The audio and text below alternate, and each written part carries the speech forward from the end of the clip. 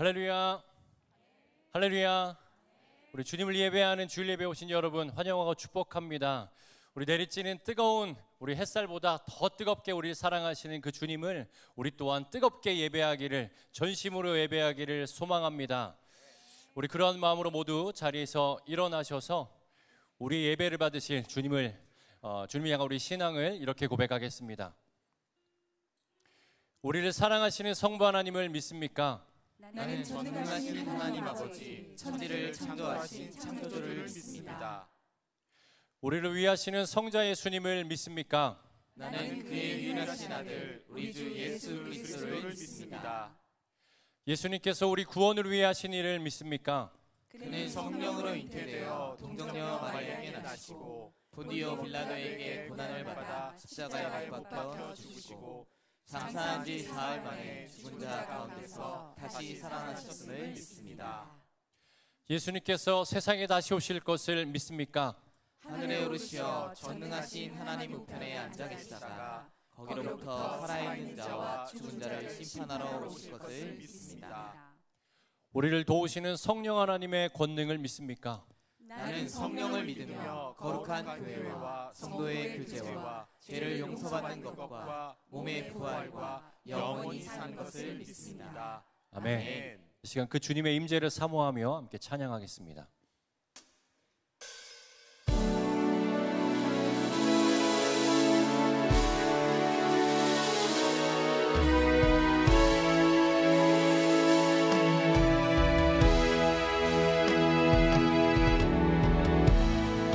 하늘의 문을 여소서, 이곳을 주목하소서.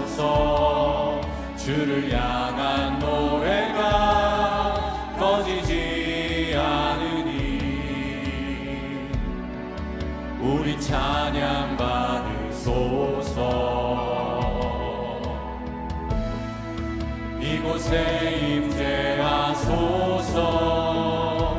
주님을 기다립니다. 기도의 향기가 하늘에 닿으니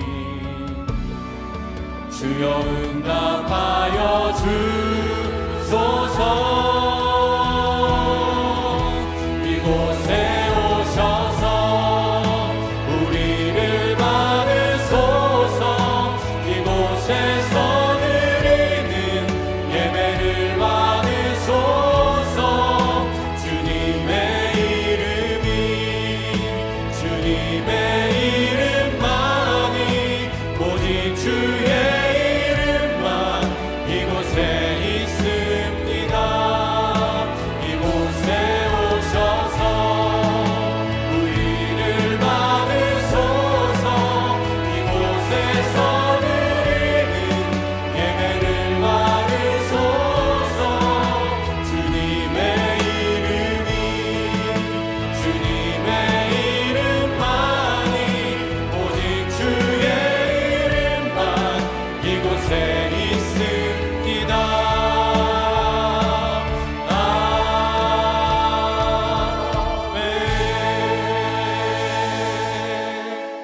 모두 자리에 앉으셔서 기도하실 때에 우리를 대표하여 정균혁 권사님께서 기도해 주시겠습니다.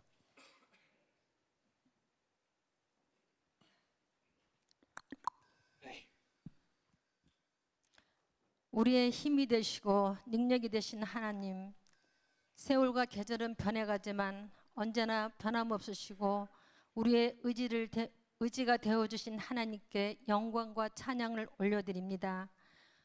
오늘 우리가 하나님을 사모하는 마음으로 이 자리에 모였습니다. 이 시간 드려지는 예배를 하나님만 기뻐 받으시는 예배가 되게 하시고 주님과의 관계가 다시 회복되어 주님이 주시는 평안과 기쁨을 얻고 돌아갈 수 있도록 크신 은혜 베풀어 주시길 기도합니다. 하나님 아버지, 저희들은 늘 바쁘다는 핑계로 피곤하다는 이유로 주님과의 깊은 교제가 없었고 주님 뜻대로 살지 못했음을 회개합니다. 주님의 귀한 보혈로 우리의 죄를 덮으시고 긍휼을 베풀어 주옵소서. 하나님 아버지, 저희들은 그 어떤 문제 가운데 있을지라도 주님만 바라보게 하시고 하나님 말씀만이 우리의 소망이 되심을 믿게 하여 주옵소서.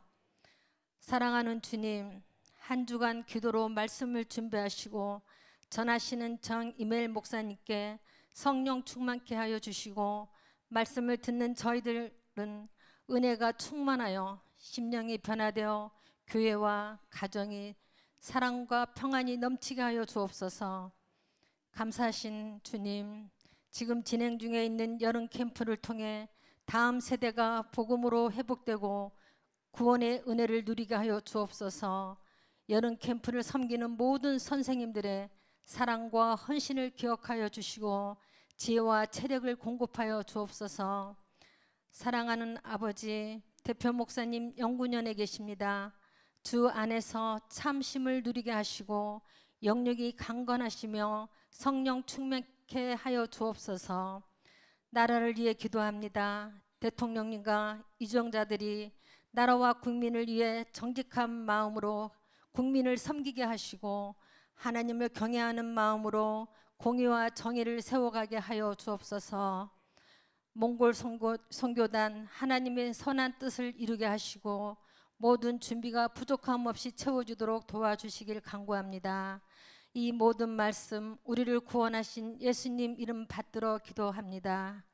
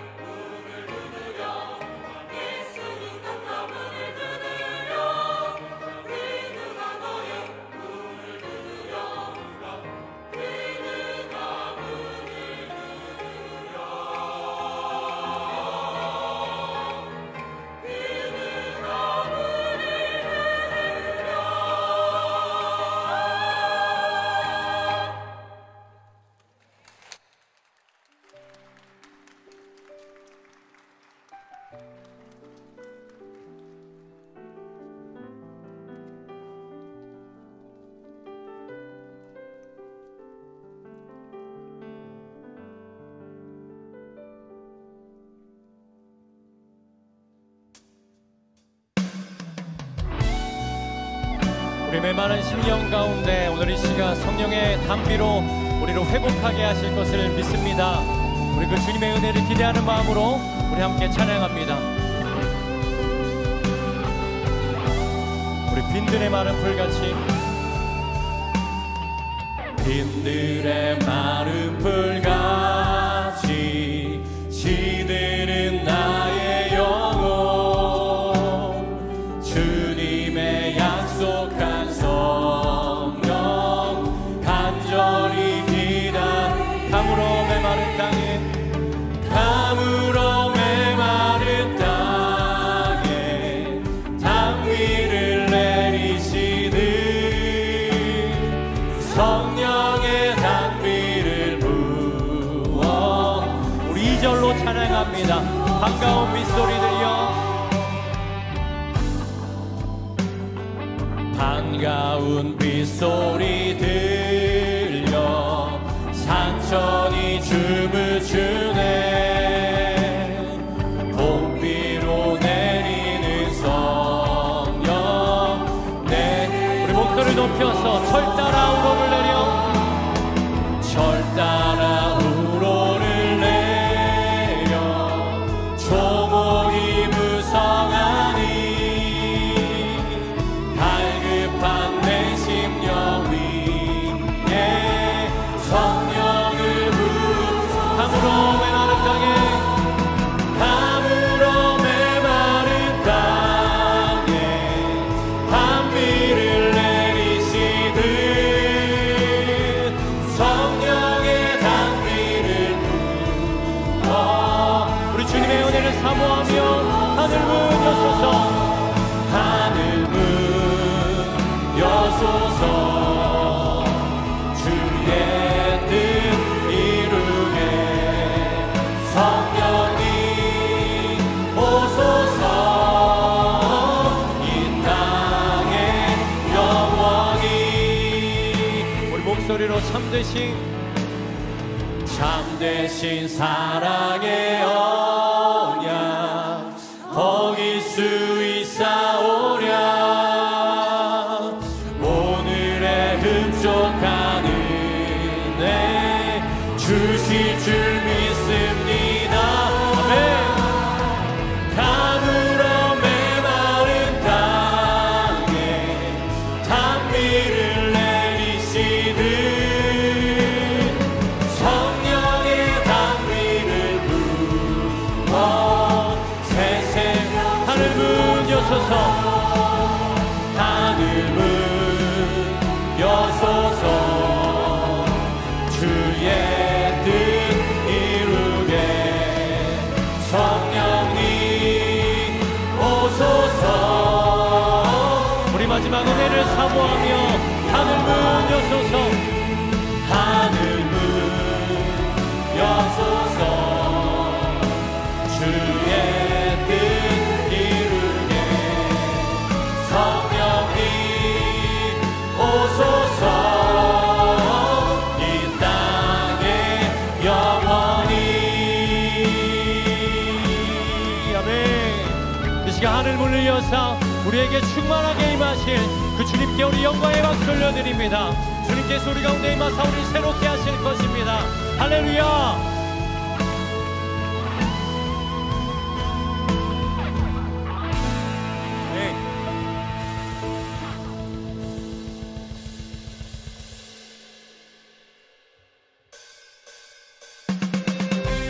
우리 가운데 능력으로 임하사 우리 가운데 새롭게 하실, 우리 가운데 새로운 은혜를 허락하실 그 주님의 임재를 사모하며 함께 찬양하며 나아갑니다.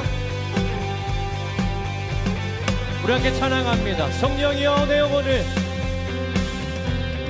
성령이여 내 영혼을 충만케 하소서. 내 속에 강물이 넘쳐나. 우리 다시 한 번 더. 성령이여 내 영혼을, 성령이여 내 영혼을 충만케 하소서. 내 속에 강물이 넘쳐나게. 오 성령 하나님, 오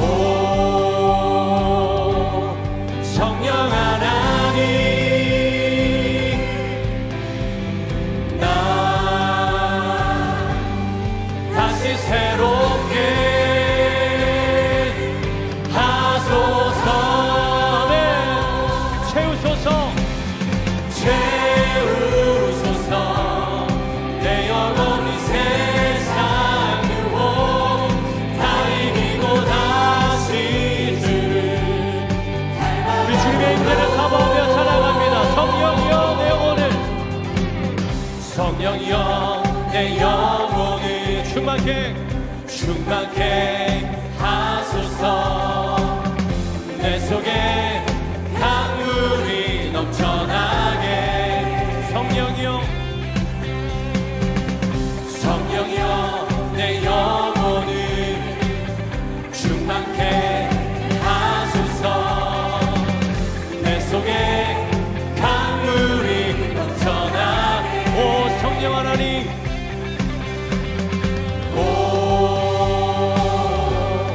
성령 하나님, 이 시간 날 새롭게 하옵소서. 나 다시 새롭게 하소서. 우리 함께 채우소서. 채우소서. 내 영혼이 세상으로 다 이기고 다시 주를 닮아가도록 채우소서.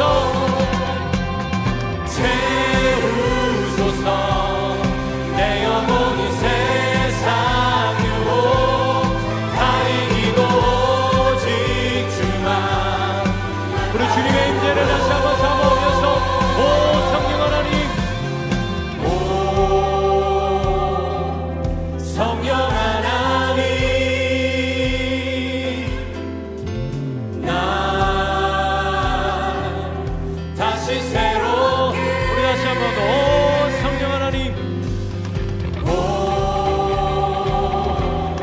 성령 하나님, 이 시간 날 새롭게. 나 다시 우리 마지막으로 오 성령 하나님,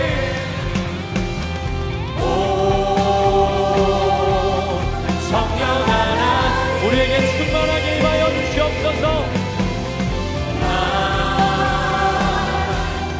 다시 새롭게 하소서. 채우소서. 채우소서. 내 영혼이 세상으로 다 이기고 다시 주를 닮아가도록. 마지막으로 채우소서. 채우소서. 내 영혼이 세상으로 다 이기고 오직 주만 닮아가도록. 우리 가운데 충만하게 임하여 주시옵소서. 우리 주님께 우리 영광의 박수 올려드립니다. 할렐루야, 할렐루야.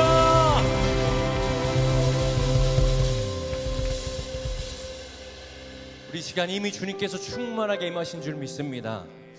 우리 삶 가운데 온전한 성도로 살아갈 수 있는 그 비결은, 그 능력은 오직 주님의 말씀과 그 능력의 성령님께 있음을 믿습니다.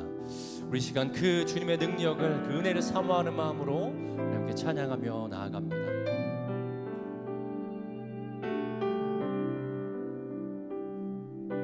찬양합니다. 하늘에 나는 새도, 하늘에 나는 새도 주 손길 돌보시네. 온 땅에 충만한 주 사랑으로 내 마음을 덮으소서. 주 나를 부르셨네. 주 나를 부르셨네. 주의 영광 위에 모든 사랑 이끄소서. 주의 영광, 주 말씀 향하여, 주 말씀 향하여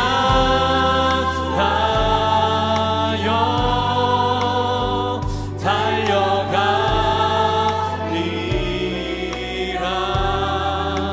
힘도 아닌 능도 아닌 오직 성령으로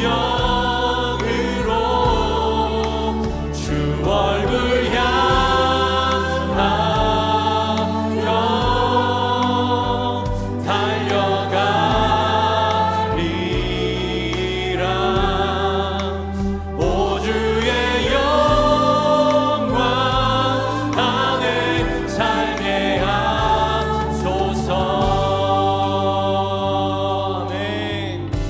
나를 부르셨네. 주 나를 부르셨네. 주의 영광 위에 모든 사람 이끄소. 주의 영광으로 주의 영광. 주 말씀 향하여 주 말씀 향하여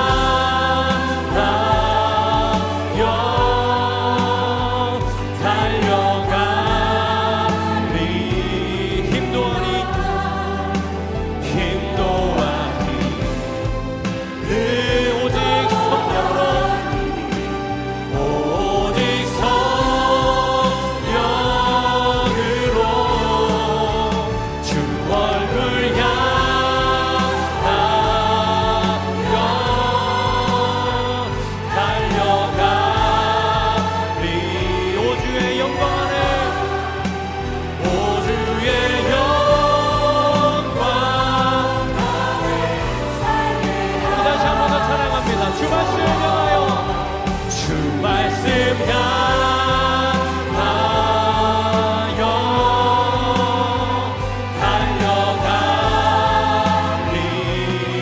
달려가리라.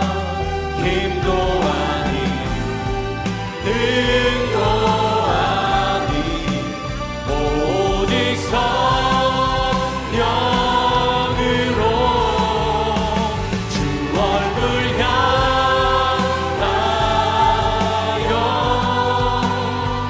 달려가. 오 주의 영광 안에 살게 하소서.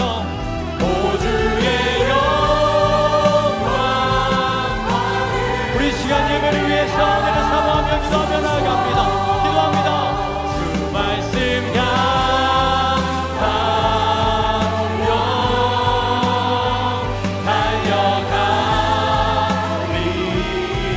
달려가리라.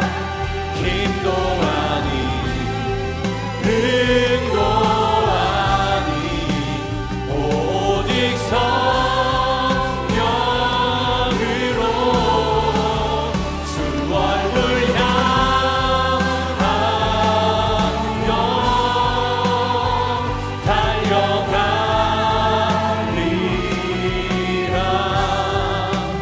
오 주의 영광 안에 살게 하소서.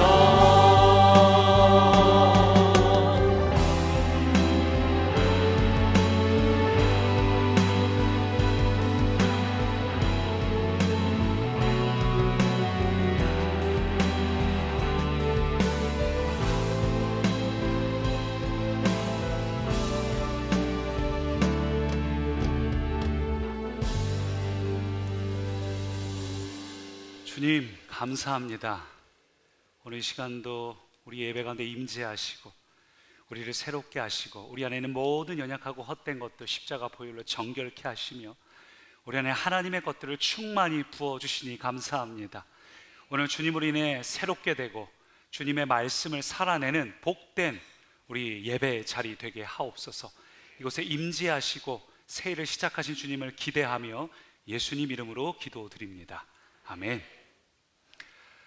우리 한 주 동안 무척 더웠는데 우리 옆분들에게 이렇게 인사하실까요? 한 주도 고생하셨습니다.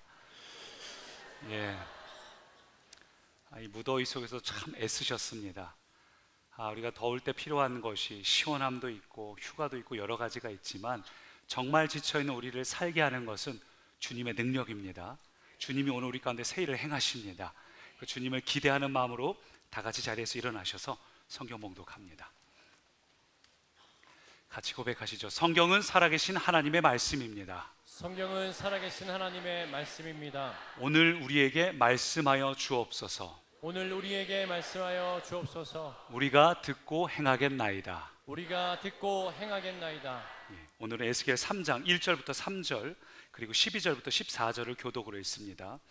또 그가 내게 이르시되 인자야 너는 발견한 것을 먹으라. 너는 이 두루마리를 먹고 가서 이스라엘 족속에게 말하라 하시기로 내가 입을 벌리니 그가 그 두루마리를 내게 먹이시며 내게 이르시되 인자야 내가 내게 주는 이 두루마리를 내 배에 넣으며 내 창자에 채우라 하시기에 내가 먹으니 그것이 내 입에서 달기가 꿀 같더라. 12절입니다. 때에 주의 영이 나를 들어 올리시는데 내가 내 뒤에서 크게 울리는 소리를 들으니 찬송할지어다 여호와의 영광이 그의 처소로부터 나오는도다 하니 이는 생물들의 날개가 서로 부딪히는 소리와 생물 곁에 바퀴 소리라 크게 울리는 소리더라. 주의 영이 나를 들어 올려 데리고 가시는데 내가 근심하고 분한 마음으로 가니 여호와의 권능이 힘있게 나를 감동시키시더라. 아멘. 자리에 앉겠습니다. 옆분들 인사하시죠. 은혜 받으세요.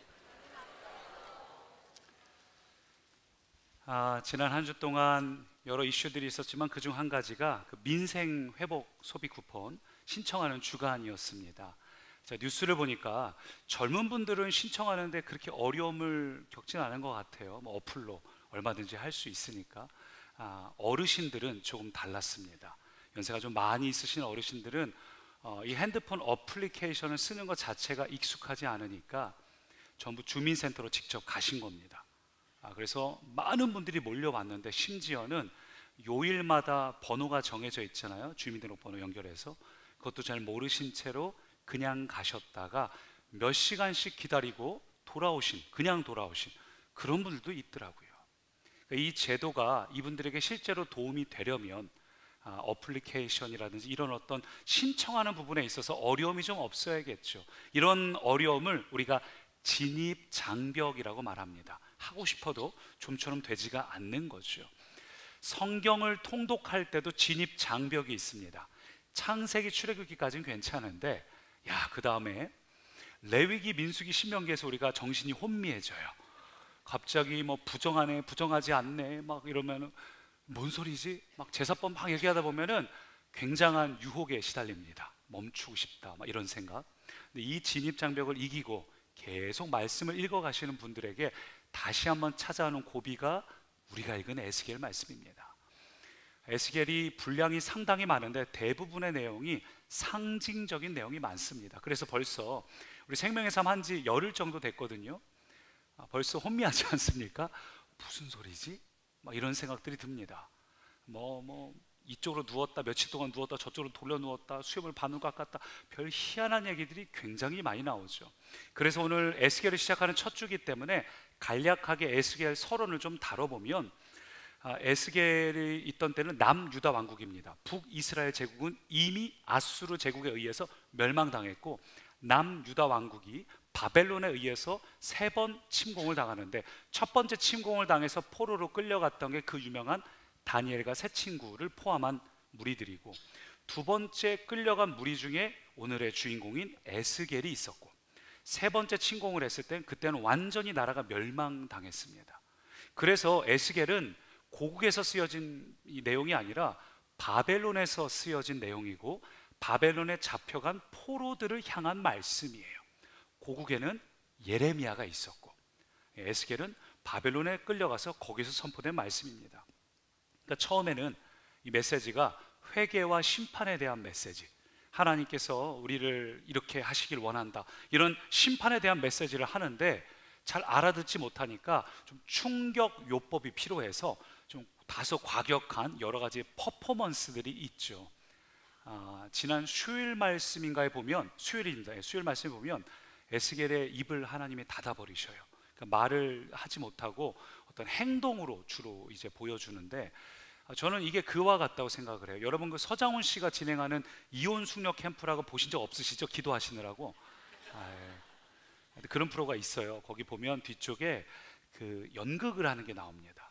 그러니까 주인공 부부를 앉혀놓고 배우들이 앞쪽에서 똑같이 흉내내는 미러링을 하는 거예요. 똑같이 흉내내면서 막 하면 이 부부가 그 모습을 보면서 좀 충격을 받습니다. 에스겔이 한 행동이 그와 같아요. 에스겔은 다소 좀 과격할지 모르겠으나 이 이스라엘 백성들이 그동안 했던 모든 죄악들의 모습을 계속해서 보여주고 있습니다. 근데 그것이 우리가 읽을 때는 좀 부담스럽다. 이게 무슨 얘기지? 잘 이해가 안 된다. 그럴 수 있어요.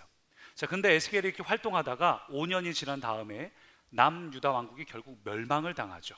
3차로 침공했을 때 멸망을 당하고 나서부터는 에스겔의 내용이 반전이 되어서 멸망당한 이 나라를 향한 하나님의 회복과 소망의 메시지가 있어요. 그래서 우리가 좋아하는 에스겔의 말씀들, 뭐 메마른 뼈가 군대가 된다든지 성전으로부터 나온 그 생수가 닿는 모든 것들을 소생케 한다든지 이런 건 전부 이스라엘 멸망 후에 이제 중반부부터 회복에 대한 메시지에 주로 나오는 그런 내용들입니다. 자, 이런 배경 속에서 다시 오늘 본문으로 돌아와 보면 하나님께서 에스겔을 이스라엘 민족을 향한 이 사명자로 하나님의 말씀을 대언하라고 보내시는데 하나님께서 이렇게 말씀하셔요. 7절 보니까 그러나 이스라엘 족속은 이마가 굳고 마음이 굳어 네 말을 듣고자 아니하리니. 에스겔의 말을 듣지 않는다는 겁니다. 왜냐하면 하나님의 말을 듣고자 아니함이라.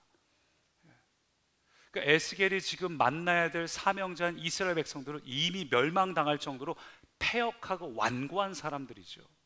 그러니까 이런 사람들을 향해 사명을 가지고 나아가는 에스겔의 마음이 얼마나 부담스럽겠습니까? 그래서 9절 보니까 하나님이 이렇게 말씀하셔요. 그들이 비록 반역하는 족속이라도 함께요 두려워하지 말며 그들의 얼굴을 무서워하지 말라 하시니라. 왜 이렇게 말씀하신 거예요? 지금 에스겔 상태가 두려워요. 부담이 돼요. 야, 이거 어떻게 하면 좋을까? 에스겔의 마음에 이런 부담이 있기 때문에 하나님이 이렇게 말씀하시는 겁니다. 저는 이 장면을 보면서 이것이 꼭 우리와 같다고 생각을 합니다. 여러분, 구원받은 하나님의 사람들은 모두 다 사명이 있습니다. 여러분을 향한 하나님의 계획이, 비전이, 데스티니가 반드시 있어요. 하나님 나라의 실업자는 없습니다. 모두 각자가 어떤 사람은 좀 장기적인 비전 안에서 단기적인 어떤 것들을 이루는 사람도 있고, 직장에서 어떤 부서 안에서 어떤 프로젝트 안에서 우리의 자녀가 자라가는 동안 어떤 시즌 안에서 우리가 해야 될 어떤 역할들, 각자에게 주어진 사명들이 여기는 모두가 다 있습니다. 문제는 뭐냐? 이 사명을 이루는 것이 결코 쉽지 않다는 거죠. 오늘 에스겔이 그런 것처럼 에스겔에게 주어진 이 사명을 이루기 위해서 에스겔 안에 부담과 두려움이 있었죠. 마찬가지예요. 하나님께서 여러분에게 주신 이 사명을 사단은 그냥 놔두지 않고 당연히 방해를 합니다. 그러니까 이것은 영적 전쟁이고, 영적 전쟁이기 때문에 여러분 안에 부담이 있는 게 당연해요. 때로는 다 그만두고 싶고 포기해버리고 싶고, 그럼 내 마음이 편할 것 같고, 내가 왜 자존심이 깨지면서 이걸 해야 되는지 화가 나고, 이것들이 사명을 대하는 우리의 마음입니다. 그래서 이 사명을 대하는 우리는 마음만으로는 되지 않아요. 하나님이 여러분에게 사명을 맡기셨지만 이 사명은 결코 여러분의 어떤 사명감, 그 마음만으로는 되지 않고 반드시 하늘의 능력이 필요합니다. 예수님께서 제자들을 데리고 가셔서 겟세마네 동산에서 3명을 따로 뽑았죠. 그리고 나와 함께 깨어 있으라, 기도하자고 한 것도 아니고 깨어 있기만 하면 되는데 3번을 가실 때마다 어떻게 되어 있습니까? 제자들이 막 눈을 비비는데 막 눈을 못 뜨고 막 비몽사몽하고, 그들도 지금 주님의 표정을 볼 때, 예수님 표정 볼 때 심각한 거 알았어요. 근데 마음은 원이로되 육신이 약해요. 사명은 사명감만 가지고는 결단코 이룰 수 없습니다. 그래서 오늘 우리에게 필요한 것이 하늘의 능력입니다. 여러분 믿으십니까? 하늘의 능력. 우리가 계속 주일마다 바꾸라 시리즈를 나누고 있는데 오늘은 그래서 하늘의 능력으로 바꾸라예요. 여러분이 사명을 감당하려면 사명감만으로는 되지 않고 하늘의 능력을 받아야 되는데, 오늘 본문도 보니까 하나님께서 에스겔을 사명지로 보내면서 그냥 어떤 힘든 곳에 떠미시는 것이 아니라 에스겔에게 사명을 이룰 수 있는 하늘의 능력을 공급하셔요. 그 하늘의 능력이 무엇인가? 첫 번째, 한번 따라 하시죠. 나를 변화시키는 능력, 말씀. 나를 변화시키는 능력, 말씀. 먼저 내가 변화돼야 하는데 나를 변화시키는 능력이 뭐라고요? 말씀이에요. 말씀입니다. 1절을 같이 읽습니다. 너는 이 두루마리를 먹고 가서 이스라엘 족속에게 말하라 하시기로. 1절 잘 보십시오. 두루마리를 먹고 가서예요. 가기 전에 먼저 뭐 해야 되는 거죠? 말씀을 먹으라 합니다. 여러분, 하나님은 여러분에게 사명을 주시기 전에 먼저 말씀을 먹으라. 여러분에게 주어진 이 사명은 결코 사명감이나 마음만으로 되는 게 아닙니다. 자녀도 여러분의 사명일 수 있지만 자녀를 사랑하는 것도 마음만으로 됩니까? 아니, 그렇지 않아요. 특히 사춘기 자녀는 쉽지 않죠. 마음만으로 되는 것이 아니라, 그래서 우리에게 필요한 것이 뭐냐? 에스겔을 보내기 전에 먼저 말씀을 먹고 가라고 하시는데, 중요한 건 그 다음이에요. 3절 같이요. 이 두루마리를 내 배에 넣으며 내 창자에 채우라 하시기에 내가 먹으니 그것이 내 입에서 달기가 꿀 같더라. 자, 여기 잘 보면 내 배에 넣으며, 그 다음 뭐라고요? 내 창자에 채우라. 창자라는 단어는 유대인들에게 이 인체에서 가장 깊숙한 곳에 있는 걸 가리킬 때 창자라고 말해요. 그러니까 심히 애통하다, 이것을 창자가 끊어진다, 뭐 이런 표현을 쓰기도 합니다. 이 창자는 가장 깊숙한 곳인데, 잘 보십시오. 말씀을 먹으라고 하는데 내 배에 넣으라 하면서 한 번 더 강조하기를 그것을 깊숙이 넣으라는 거죠. 창자까지 깊숙이 넣으라. 왜 이렇게 강조하는 표현을 하셨는가? 그것이 우리의 상태이기 때문입니다. 우리가 말씀을 받는데 말씀을 너무 얕게 받아요. 말씀을 받는데 깊숙이 심지 않습니다. 좋은 땅 비유도 똑같지 않습니까? 좋은 땅에 나오는 그 땅은 우리의 마음입니다. 거기에 말씀이 임합니다. 말씀이 임했는데 마음이 완고한 사람, 묵은 땅인 사람, 기경되지 않은 사람은 이 땅의 말씀이 깊이 심겨지지 않아서 길가밭에 있을 때 어떻게 됩니까? 새들이 날아와 가져가죠. 사단이 낚아채버려요. 어떤 이들은 조금 심겨졌는데 얕게 심겨져서 환경이 뜨거워지니까 그 말씀이 말라 죽지 않습니까? 우리가 하나님 말씀을 받을 때 하나님 보시기에 얕게 받아요. 그래서 네 배에 채우되 깊게 채우라. 그렇지 않으면 아무리 말씀을 듣고 은혜를 받아도 밖에 나가서 조금 환경이 좀 어려움이 오면은 금방 말씀은 잊어버리고 다시 내 감정대로 환경에 끌려다니는 인생을 살 수밖에 없기 때문에 하나님 말씀을 깊게 심으라. 참 중요한 얘기죠. 오늘날 이 시대는 제가 볼 때 말씀의 홍수 시대입니다. 말씀을 듣고자 하면 언제든지 도움을 받을 수 있습니다. 주일 예배 드렸어요. 근데 잊어버렸습니다. 내용이 기억 안 나면 유튜브를 통해 다시 볼 수 있어요.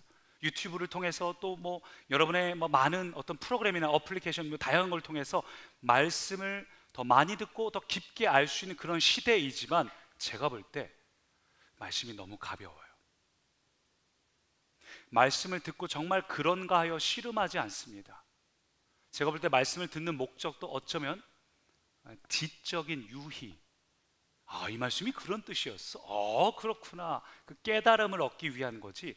정말로 말씀이 내 안에 깊게 심겨져서 삶의 자리에서 씨름하면서 와, 내 감정으로는 다 그만두고 싶은데 이 말씀이 내 안에 깊게 심겨져서 씨름하면서 나 자신과 싸워나가면서 그렇게 살고 있는가?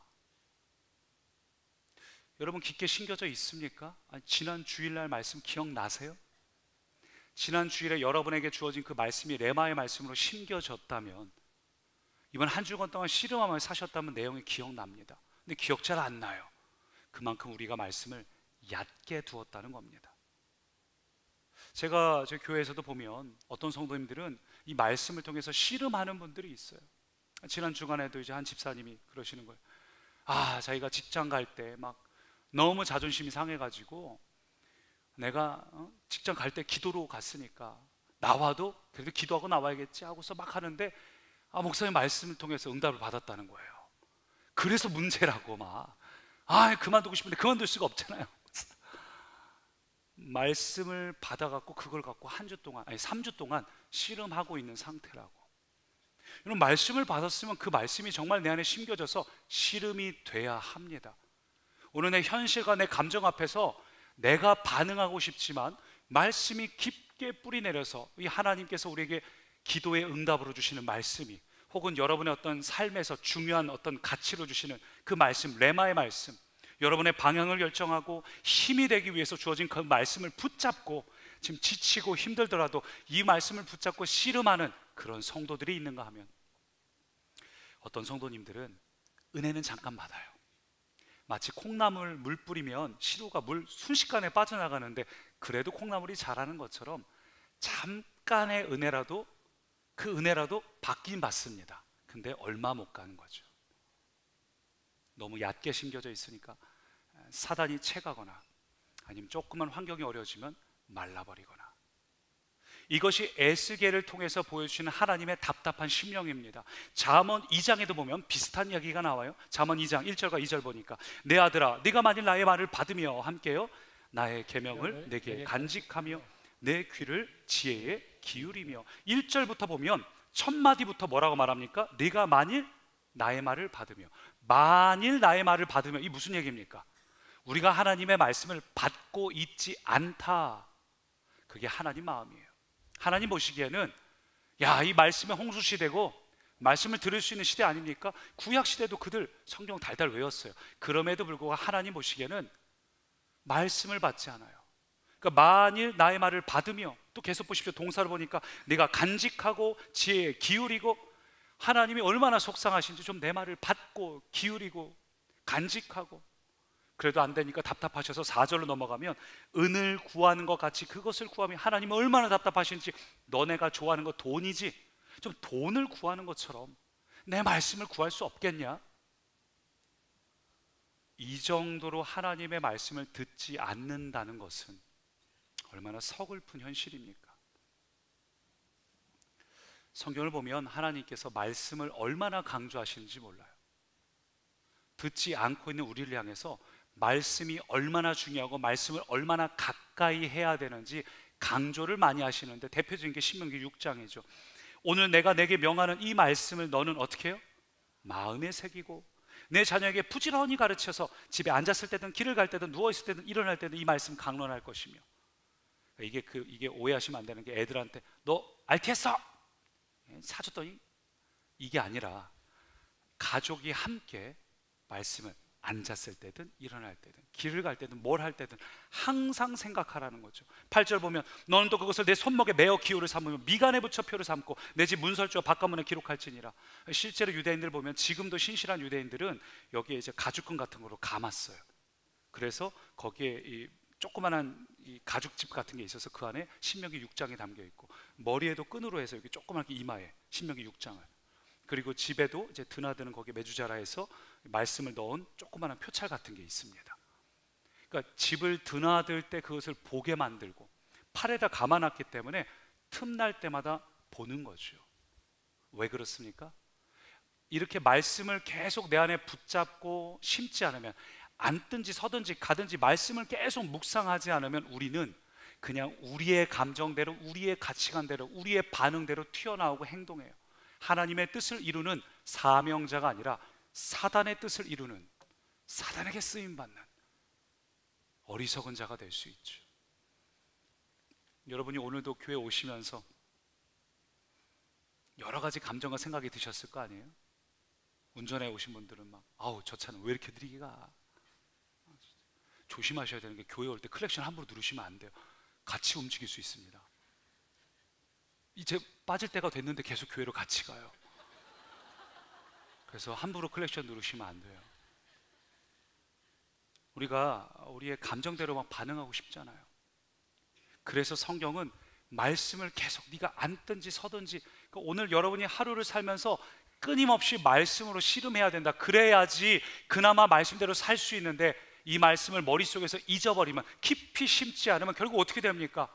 우리가 예배는 드리지만 정작 우리의 삶은 예배의 자리와 괴리감이 있어요.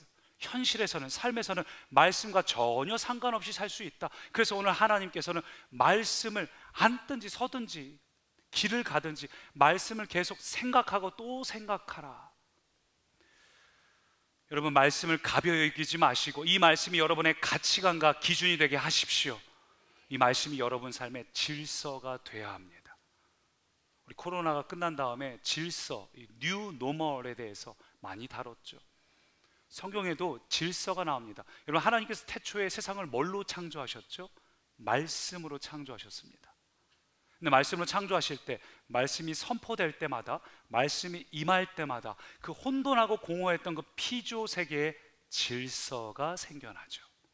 마찬가지로 오늘 우리의 심중 깊은 곳에, 이 영혼 깊은 곳에 말씀이 임할 때, 깊숙이 심겨질 때마다 비로소 여러분 삶에 질서가 생겨납니다.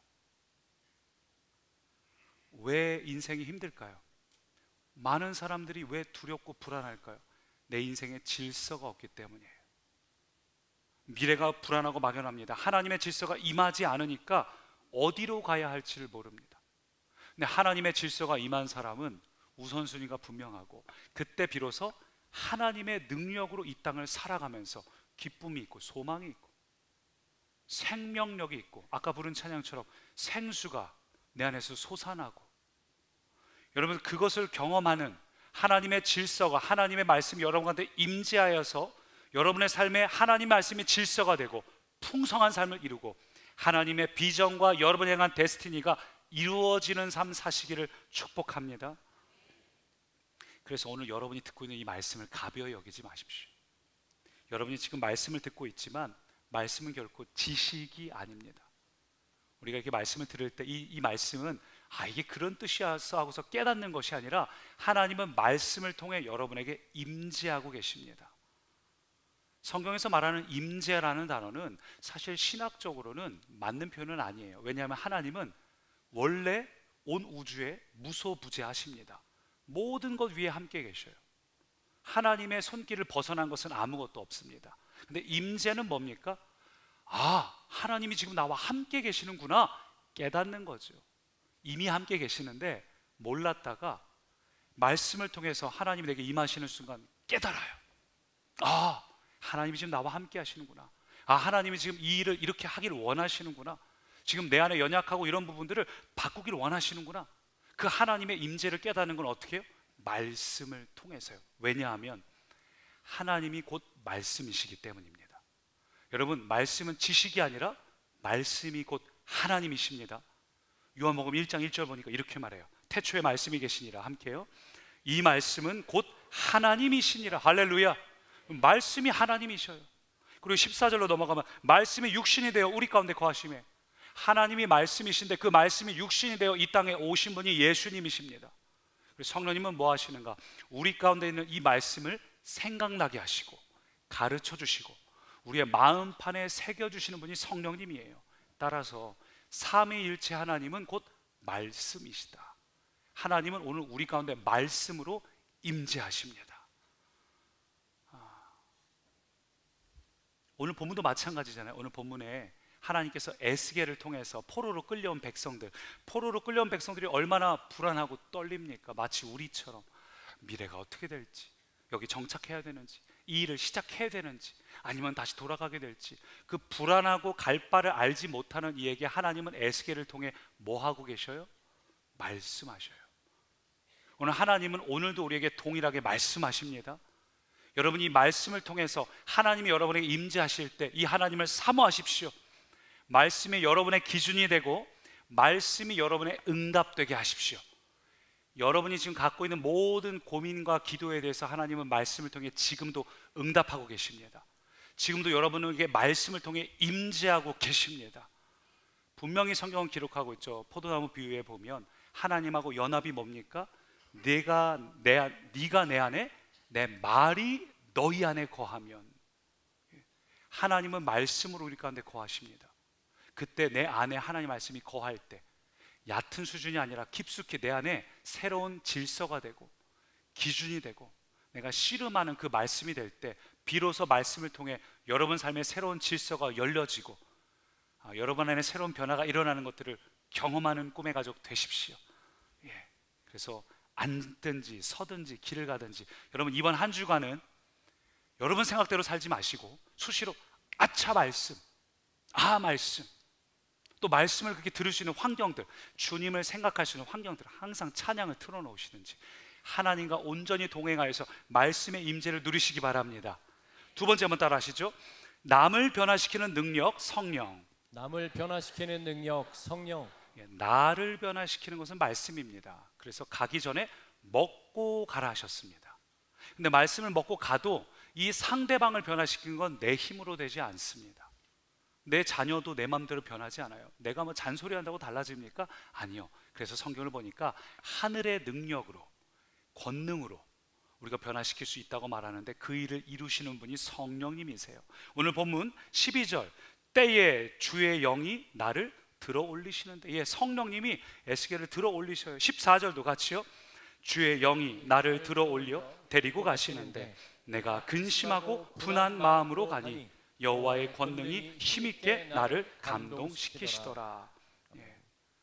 주의 영이 에스겔을 들어 올립니다. 시간상 다 나눌 수 없지만 하늘의 예배를 경험하게 하고, 그 다음에 그 예배 가운데 주님의 영에 사로잡혀 갈 때 에스겔 안에 14절 보니까 내가 근심하고 분한 마음으로 가니, 그러니까 애통한 마음이요. 하나님과 마음이 연합된 자는 애통한 마음이 있어요. 눈물이 나요. 그리고 거룩한 분노가 있습니다. 이 문제의 배후에 있는 악한 영들을 향한 이 거룩한 분노.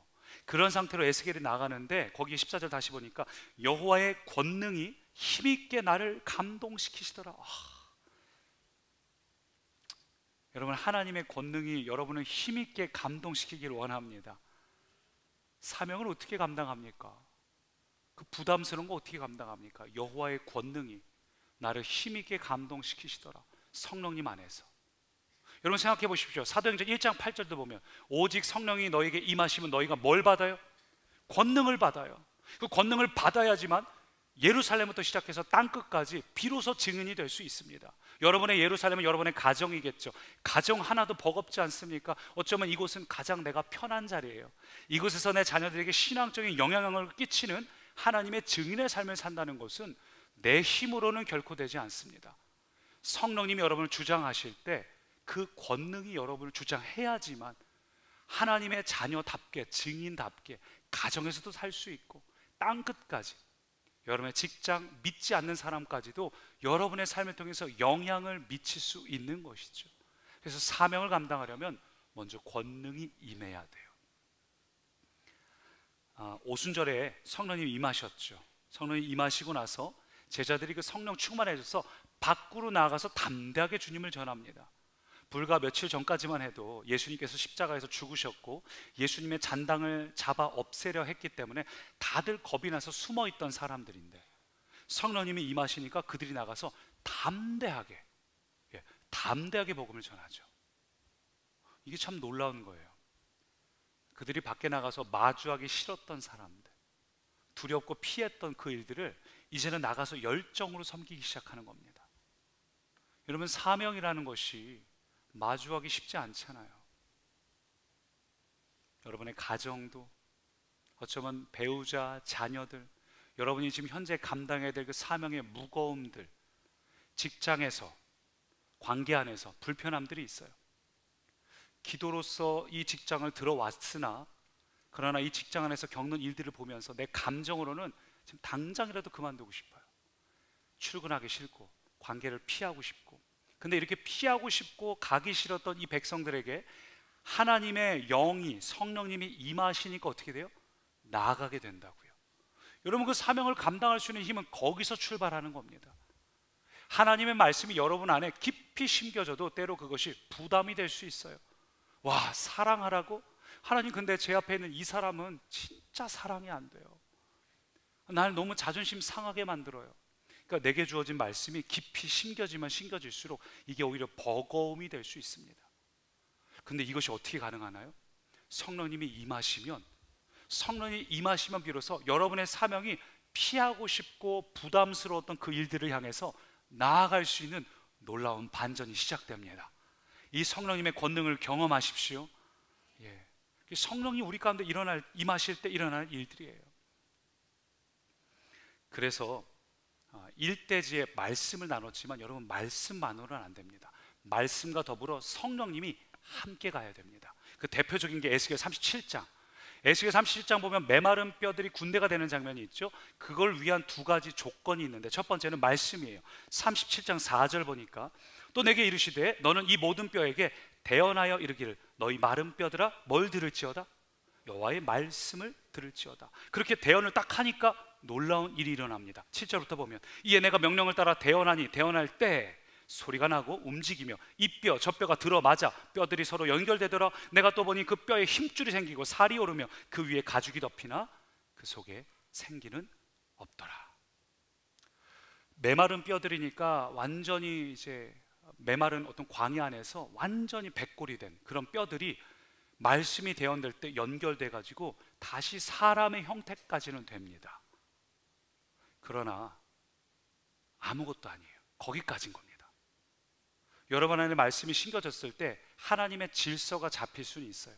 혼란스러웠던 게 하나로 연결될 수 있습니다.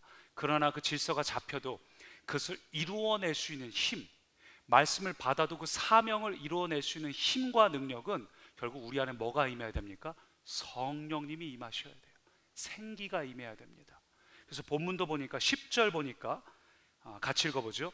생기가 그들에게 들어가매 그들이 곧 살아나서 일어나 서는데 극히 큰 군대더라.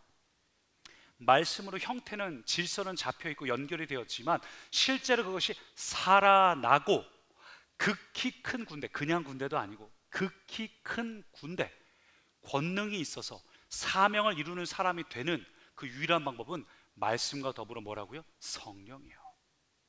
생기가 우리 가운데 임해야지, 성령이 우리를 주장하고 다스리셔야지 비로소 우리가 극히 큰 군대가 된다.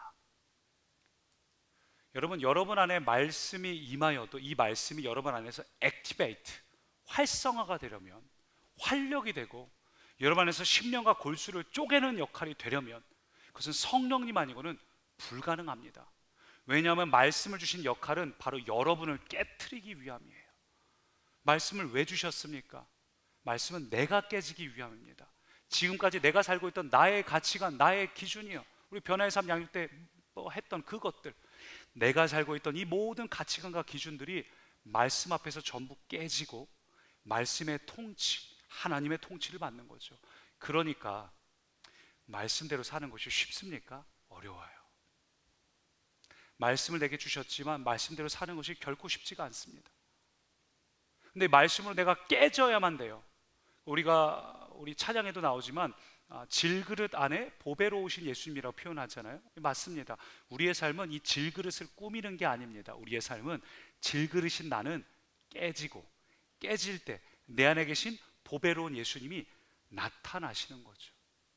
여러분, 권능을 오해하지 마십시오. 내가 시퍼렇게 살아있는 채 권능을 받아서 내 손으로 휘두르는 게 아니라, 내가 깨질 때, 내 자아가, 생각이, 고집이, 자존심이 깨질 때 내 안에 계신 하나님의 영이 나타나는 게 권능이에요. 그때 사람들이 이 내 안에 계신 하나님을 보는 겁니다. 제가 목회자지만 저도 때로 너무 속상할 때가 있어요. 사랑하기 어려운 사람들도 있습니다. 그때 제가 제 감정 같아서는 도무지 품을 수 없지만 그 말씀 앞에, 사랑하는 말씀 앞에 깨지는 거예요. 근데 제가 제 사랑의 한계를 깨트릴 때, 할 수 없다는 이 생각을 깨트릴 때, 못하겠어요 이 생각을 깨트릴 때 비로소 뭐가 드러나니까 내 안에 계신 하나님의 영이 드러나는데, 하나님은 충만하시죠. 모자람이 없습니다. 그 하나님의 사랑이 나타나는 겁니다. 그러면 내 앞에 있는 사람을 사랑할 수 없고 이랬는데 하나님 말씀 앞에 순종하는 순간 내 안에서 깨지면서 하나님의 사랑이 솟아나요.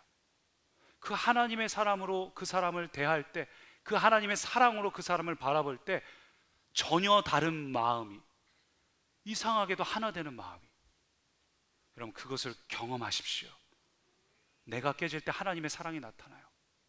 그때 그것을 다른 사람이 보면서, 와, 저 사람은 어떻게 저런 환경에서 저런 선택을 하지? 나도 하나님 만나면 저렇게 살 수 있나?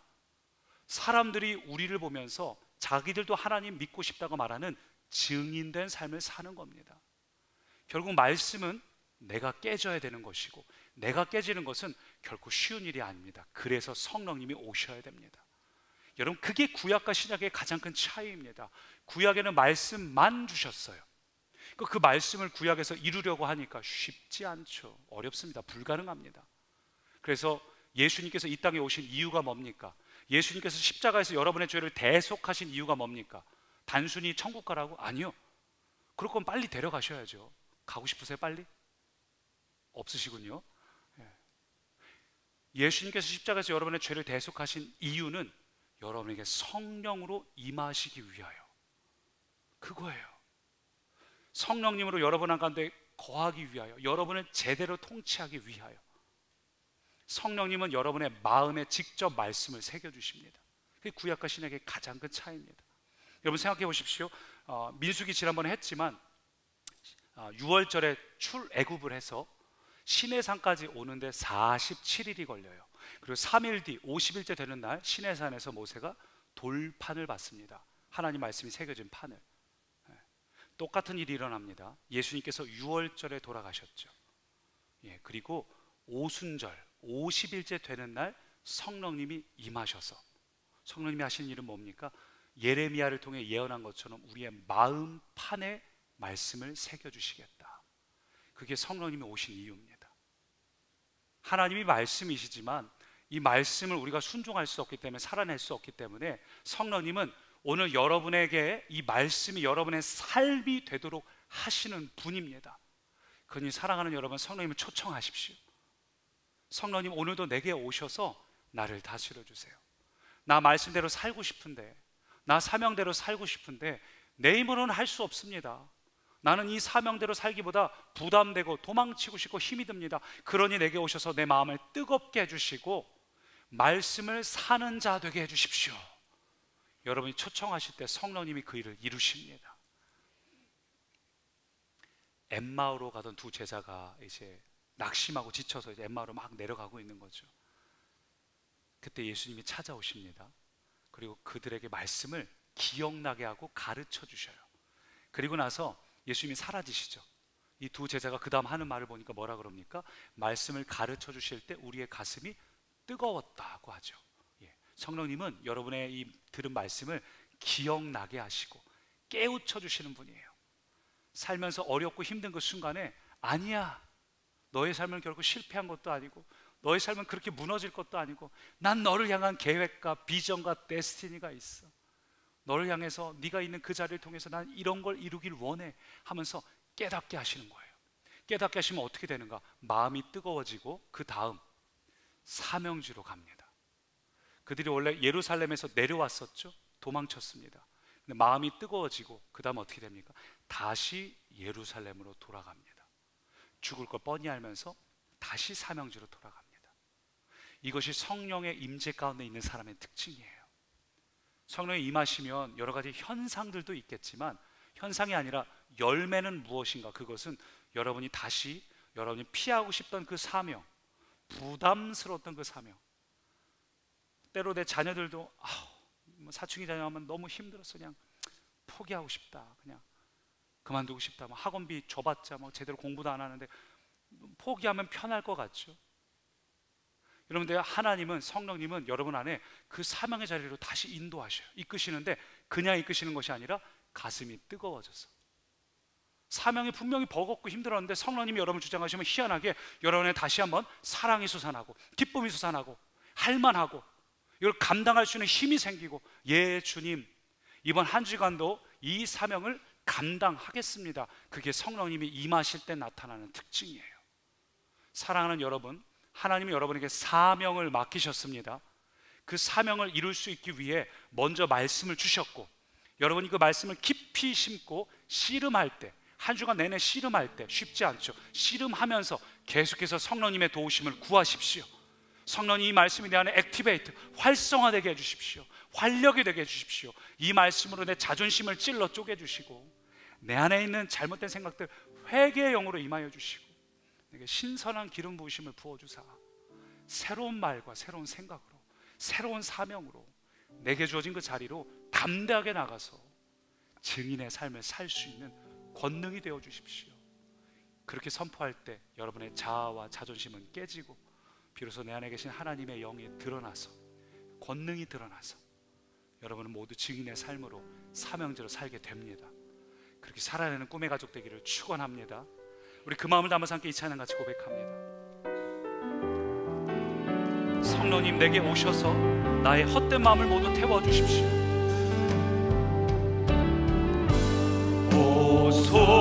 오소서. 오 나의 성령님, 오 나의 성령이여 임하소서. 거룩한 성령의 불길로 헛된 마음 모두 태우시고 헛된 마음 모두 다 태우시고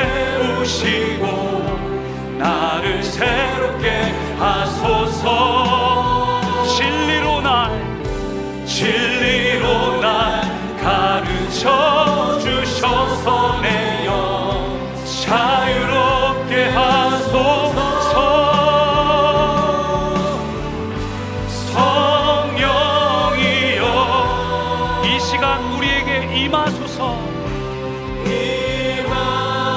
한 주도 내 삶에 충만하게, 내 삶에 충만하게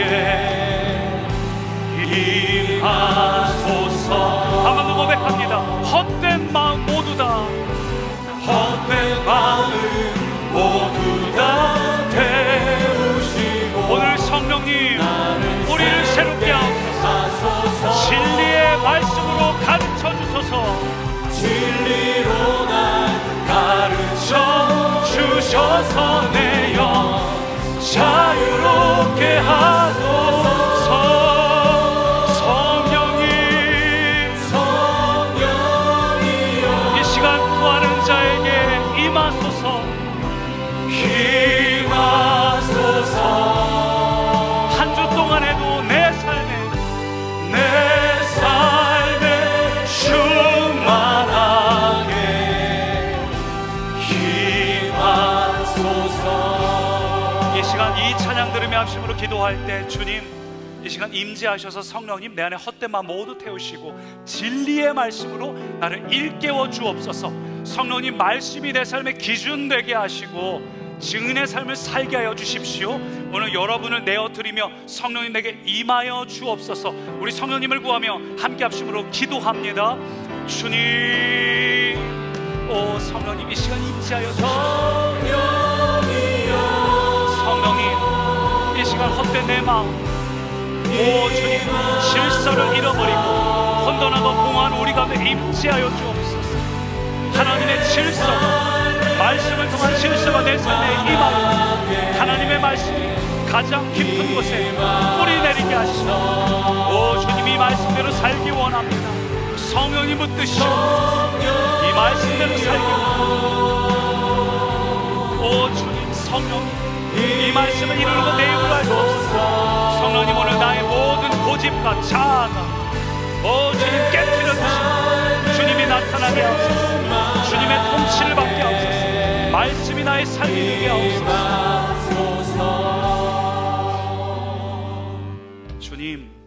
주님 말씀 가벼이 여기지 않겠습니다. 주님이 곧 말씀이시기 때문에 이 시간 말씀을 통해 주님의 임재를 구합니다. 주님 오늘 내게 임재하시되 얕은 수준이 아니라 내 삶의 가장 깊숙한 곳까지 임하시옵소서.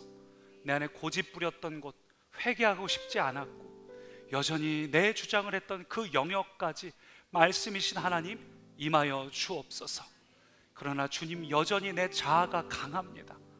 여전히 내 안에 포기하고 싶지 않은 나의 자존심과 상처, 여전히 내가 붙잡고 있는 것들이 있습니다. 그러니 성령님 간구하오니 내게 임재하사 나의 완고한 마음을 모두 깨트려 주옵소서. 내 자아가 깨지고 내 자존심 깨질 때 비로소 내 안에 계신 주님의 영이 나타나셔서 그 권능이 내 주변 사람들에게 나타나길 원합니다. 내 가족에게, 내가 만나는 사람에게 내 안에 계신 주님의 선하고 아름다움이 드러나게 하옵소서. 그들이 그 권능을 보며 나도 예수님 믿고 싶다고 말하는 증인의 삶을 살게 하옵소서. 이번 한 주간도 그 말씀과 성령을 사모하며 씨름하는 모든 꿈의 가족 위에 함께하여 주옵소서. 예수님 이름으로 기도드립니다. 아멘. 우리 주보를 보시고 교회 소식 나눕니다. 생명의 삶 8호로 구독 신청하신 분들 수령해 가시고, 우리 이번 달 착한 헌금, 마지막 주 착한 헌금은 폭우 피해로 어려움을 겪은 수혜를 입은 분들을 돕는 데 사용되니 우리 마음을 모아주시기 바랍니다. 여름 캠프가 계속 진행 중에 있습니다. 우리 이번 주도 우리 소년부하고 중등부가 캠프를 진행하는데 여러분 같이 중보해 주시기 바랍니다. 목장이 방학 중에 있죠. 여러분 그러나 여러분의 기도 제목이 있으면 목자를 통해서 꼭 교회로 전달해 주시고, 금요 기도회도 캠프 기간 동안 자율로 진행됩니다. 주방이 3주 동안 휴가입니다. 우리 기억해 주시고, 또 광고를 더 추가로 드리면 어제까지 우리 초등부 여름 캠프가 있었는데 우리 사진 보여주시면 우리 3, 4학년 여름 캠프가 이렇게 진행이 되었습니다. 여러분 아이들이 하나님을 만나는 것이 참 중요합니다. 여러분의 기도가 아니면 안 됩니다.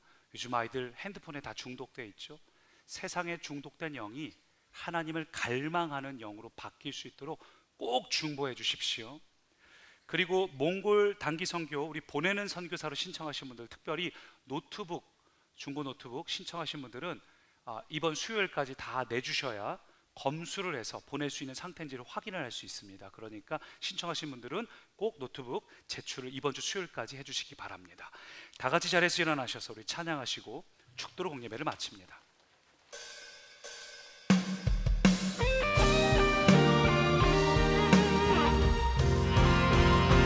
주가 일하시네, 주가 일하시네, 주께 아끼지 않는 자에게. 주가 일하시네, 주가 일하시네, 신뢰하며 얻는 자에게. 주가 일하시네, 주가 일하시네, 주께 아끼지 않는 자에게. 주가 일하시네, 주가 일하시네, 신뢰하며 얻는 자에게. 주를 의지하는 자에게. 살아계신 하나님, 오늘 이 예물을 드림과 같이 오늘 우리의 삶을 주님께 올려드립니다. 우리의 삶을 받으시고 마음껏 사용하여 주옵소서. 이제는 아버지 하나님 크신 은혜와 예수님의 구속의 사랑과 또 성령님의 우리를 붙잡아 주시고 새롭게 하심이 오늘 이 말씀을 듣고 결단하는 모든 꿈의 가족 위에 지금부터 영원토록 함께 하시기를 예수님 이름으로 간절히 축원하며 기도드리옵나이다. 아멘.